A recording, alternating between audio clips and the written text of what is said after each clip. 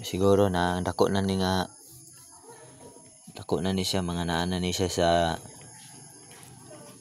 2 ka kilo.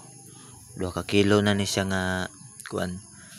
Kay pagbiyahe nako gabi gikan ko diri sa balay. So pag abot nako diha sa Katipunan Resident Proctris, so nakita nako ni. So simple kay pagkita nako, ako dayon ning gidakop ug akong gisulod og sudlanan. So gidala nako diri sa balay. So panawagan day kung kinsay nagbuhian ni, never na pud nako ni ibalik sa inyo ha. So ako ani siyang buhian dito sa karagatan, no. Kay luoy kay ni siya kung buhion ninyo diri sa Mala.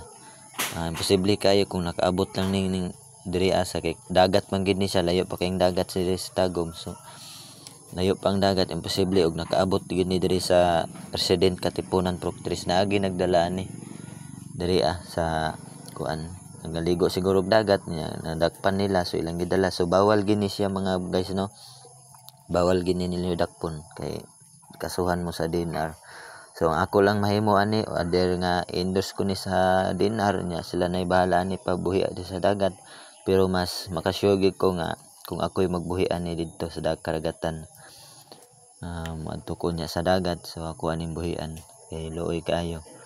So shout out sa nagdakop ani, ayaw gid niyo nig dakpa. Kung ani makita niyo ni sa dagat, pasagdiran ninyo, mahimo inyong abugon para dili mo adto sa daplin, para di mo makita sa uban. So ni kuan ni siya, dako na kay ni. Usog ba kay ni siya mamaak, maputol ninyong kamot ani, isulod ninyong kamot, usog kay ni siya mamaak. So Okay, thanks for watching guys.